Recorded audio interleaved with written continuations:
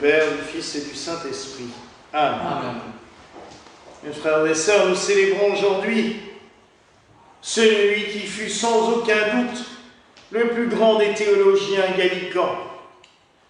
Gallicans, non pas de notre Église gallicane moderne, mais du gallicanisme en général, de toute l'histoire de l'Église de France. Jean Gerson, ou Jean Charlier de Gerson, puisque Gerson n'est pas son nom de famille, mais le nom du village où il est né, qui est un petit hameau à côté de Barbie, dans les Ardennes. Mais à l'époque, on attribuait souvent le nom du village comme nom de famille pour peut-être mieux situer les personnages, ce qui fait qu'on a gardé le nom de Jean Gerson. Il est né en 1363 et très vite il va se consacrer aux études. C'était une famille pas riche, mais pas pauvre non plus. Une certaine aisance leur a permis que leur fils puisse se consacrer aux études. Il était prêtre forcément, puisqu'à l'époque, on ne pouvait pas devenir chancelier de l'université sans être prêtre, la Sorbonne étant avant tout une université religieuse, ce que l'on oublie beaucoup maintenant. On l'a vu se battre pour défendre de nombreuses idées qui maintenant sont devenues des classiques, alors qu'à l'époque, cela ne paraissait pas forcément ce qui avait plus logique aux yeux de chacun. Et notamment le conciliarisme. En bon élève de la Sorbonne, puis en bon professeur, il a toujours insisté sur le fait que c'était le concile des évêques réunis qui primait sur le pape. D'autant plus qu'à son époque, on avait en Europe 3 papes. C'est un peu beaucoup. Je dirais que déjà pour les gallicans, 1 ça fait beaucoup, mais alors 3, ça en faisait vraiment beaucoup de trop. Il y avait le pape à Avignon, il y en avait un autre à Rome et un à Pise, qui se battaient, qui se disputaient les faveurs des cardinaux pour savoir qui serait le vrai chef. On a dû en venir à réunir le concile de Constance, au bord du lac du même nom, pour mettre un petit peu les points sur les i. Et c'est Jean Gerson qui a réussi à calmer un petit peu le jeu, à faire comprendre à tous les pères conciliaires présents que ça en suffisait de ces âneries, qu'il fallait absolument que les pères conciliaires décident qui devait être le pape, et on a poussé les 2 autres à démissionner. Donc il a remis un peu d'ordre là-dedans, et il a mis fin à ce qu'on a appelé pendant longtemps le grand chiisme d'Occident, c'est-à-dire avec ses multiples papes. Il a pris la défense aussi de notre héroïne nationale, Jeanne d'Arc, puisqu'au moment de son procès, il s'est élevé contre l'évêque Cochon et contre les autres juges en témoignant que, en son fort intérieur, il ne voyait vraiment aucune objection à tout ce qu'elle avait fait et surtout aucune trace de sorcellerie. Il n'était pas aussi tendre avec d'autres personnes accusées d'hérésie. Il n'a pas été très tendre avec Jean Hus, le réformateur tchèque, qui lui en a pris pour son grade et malheureusement a été brûlé au concile de Constance, ce qui n'est pas la plus belle des choses qu'a fait ce concile malheureusement, et ça a entaché un petit peu ce concile. Autre grand point que Jean Gerson a défendu dans cette fin du Moyen-Âge, c'est l'Immaculée Conception. Si le dogme romain n'a été validé qu'au XIXe siècle, C'est un débat qui a fait grand débat d'ailleurs tout le Moyen-Âge, puisqu'il y avait les partisans de la doctrine de l'Immaculée Conception de la Vierge Marie et ceux qui s'y opposaient farouchement. Jean Gerson s'est immédiatement rallié à cette théorie de la naissance sans péché de la Vierge Marie.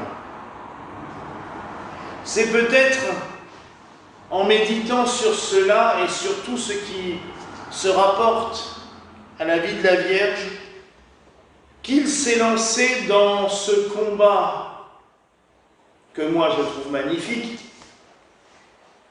de mettre à l'honneur Saint Joseph. C'est d'ailleurs pour cela que ce soir je porte la chasuble dédiée à Saint Joseph pour célébrer Jean Gerson, et je pense qu'il aurait été le premier à revêtir une chasuble de même pour célébrer la messe, tant il a fait pour le travail de reconnaissance des mérites de ce grand saint. Il avait compris, on le lit dans ses textes, on le voit dans ses textes, que Saint Joseph avait une part toute particulière dans l'œuvre du salut, dans l'œuvre de rédemption du Christ. Il a écrit un poème épique, donc un très long poème qui raconte toute la vie de Saint Joseph, qu'on appelle la Joséphina, qui a été traduit extrêmement récemment par une universitaire strasbourgeoise. C'est en gros la traduction avec les notes, ça fait 2 gros volumes épais comme ça, qui sont en bas dans la bibliothèque, mais où l'on découvre Saint Joseph d'un côté sous la vie quotidienne, mais aussi sur ce qu'il a apporté spirituellement à l'œuvre du salut.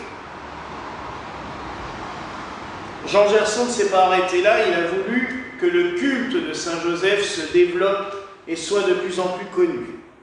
Il a milité pour l'instauration de 2 fêtes. Une qui est restée au calendrier traditionnel, même si ce n'est plus qu'une mémoire en certains lieux, c'est les noces de Marie et de Joseph, le 23 janvier. Il avait milité pour qu'elle soit célébrée à Notre-Dame de Paris. Il l'a connue de son vivant, la célébration de cette fête à Notre-Dame de Paris. Par la suite, elle a été accordée pour certains lieux. Je vous dis maintenant, elle est reléguée au rang de mémoire. Chez nous, elle est toujours célébrée solennellement. La deuxième grande fête qu'il a voulu faire instituer, qui n'a pas été instituée en fin de compte définitivement, c'était le trépas de Saint-Joseph le 15 janvier. L'Église a préféré lui substituer la fête de Saint-Joseph, patron de l'Église universelle, le 19 mars. C'est notre union gallicane qui a réinstauré le trépas de Saint-Joseph le 15 janvier. Pourquoi s'est-il senti aussi touché par ce saint? Peut-être parce que nous lisons ce que nous avons lu ce soir dans l'évangile que nous avons choisi pour Jean Gerson, c'est-à-dire le songe de Saint Joseph. Peut-être tout simplement parce qu'il avait compris que toute la science de Dieu ne se trouve pas dans les livres, mais elle se trouve au fond de notre cœur, et elle se trouve dans la méditation, dans la contemplation, dans l'adoration de Dieu, telle que l'a fait Saint Joseph, dans le silence, dans la prière. La phrase que nous avons chantée durant l'Alléluia est tirée des œuvres de Jean Gerson. Pour quelqu'un qui a passé sa vie à écrire des livres et à étudier, je vous la répète, au dernier jour, on ne vous demandera pas ce que vous avez su, mais ce que vous avez fait. Il avait bien compris que toutes les études du monde n'étaient rien, contrairement aux œuvres que nous pouvons faire. Il avait aussi compris que la prière, le travail, l'étude ne devait mener qu'à une seule chose, l'imitation de notre Seigneur Jésus-Christ. Et j'en viens à ce merveilleux livre qui est un best-seller depuis le Moyen-Âge, qui a été vendu presque autant que la Bible dans le monde, l'imitation de notre Seigneur Jésus-Christ. Tous les historiens, pendant des siècles, ont été d'accord sur le fait que c'était bien l'œuvre de Jean Gerson. Malheureusement, au XIXe siècle, on a vu une flambée de l'ultramontanisme, c'est-à-dire des partisans de Rome seuls et éternels face à tout le monde, qui jugeaient Jean Gerson un peu trop gallicant, un peu trop conciliariste, un peu trop loin du dogme de l'infaillibilité pontificale qui a été pondu au XIXe, et du coup, on a cherché à attribuer l'imitation de Jésus-Christ à un inconnu. On trouve des éditions du XIXe où il y a marqué « inconnu », auteur inconnu. Ou alors à Thomas Kempis, qui était en effet un théologien de l'époque, mais dont on ne retrouve pas du tout dans les œuvres les formulations de phrases que l'on trouve dans l'imitation de Jésus-Christ. Alors que l'on retrouve des passages entiers de l'imitation dans des textes de Gerson de la même période. Et vous savez, quand on écrit, je le vois avec moi quand j'écris un article, vous allez retrouver forcément des passages presque quasi identiques entre des articles que j'ai pu faire, le livre sur Saint-Joseph, d'autres livres et d'autres publications. Parce que quand on a une idée, on la garde et on la réutilise. Jean Gerson l'a fait. Et on retrouve des passages complets de l'imitation de Jésus-Christ. Et ce livre est une merveille car il nous permet de nous unir à Jésus-Christ, mais de manière totale, sans aucune difficulté. C'est exigeant, mais naturel, je dirais. On s'unit naturellement à Jésus en méditant ce livre et en le lisant. Et je ne peux que conseiller à toutes et tous de le lire le plus souvent possible. Car c'est un livre qu'on ne lit pas que comme ça. On peut le lire d'une traite, mais il est aussi bon d'y revenir et de piocher un chapitre de temps en temps pour notre éveil spirituel. Il a écrit ce texte pendant son exil, car après le concile de Constance, il n'a pas pu revenir en France. Il y avait une guerre entre différents ducs en France et le roi, et Jean Gerson, ayant pris parti pour l'un par rapport à l'autre, s'est fait exiler. Donc il a passé 2 ans en Bavière. C'est là qu'il a écrit ce texte. Il a eu le temps de méditer. Et d'ailleurs, cela l'a totalement transformé parce que, après son exil, il est revenu sur la terre de France, mais à Lyon, où il s'est installé au couvent des Célestins. Et là, il n'a plus du tout voulu enseigner à des grands savants. Il n'a plus du tout voulu se mettre en avant. Mais du fond de son couvent, il enseignait à tous les enfants pauvres du quartier. Et il a donné tout son argent, tout ce qu'il avait pu amasser, parce qu'en tant que chancelier de l'université, il avait quand même des prébendes, des avantages, des privilèges. Il l'a distribué aux pauvres. Et il est mort dans ce couvent des Célestins, et son tombeau repose dans l'église Saint-Paul de Lyon, où nous avons pu aller en pèlerinage il y a longtemps maintenant, et il a son tombeau à l'arrière de l'église. Ce que nous pouvons retenir de Saint Jean Gerson, c'est d'abord d'étudier ses œuvres. C'est pas toujours facile. Je le dis tout de suite à nos étudiants, ceux qui nous regardent ou ceux qui est là, c'est pas toujours simple. Mais c'est d'une qualité exceptionnelle. Parce que comme on l'a déjà dit à propos de la théologie, Jean Gerson avait compris que c'est dans la méditation dans la prière, dans le silence, comme Saint Joseph le silencieux, que l'on trouvait le Christ. Et que ce n'était pas en fouillant dans des livres X ou Y qu'on allait trouver le Christ, mais on le trouve là, au fond de nous-mêmes. En tant que gallicans, nous devons nous montrer dignes de cet héritage qu'il nous a laissé.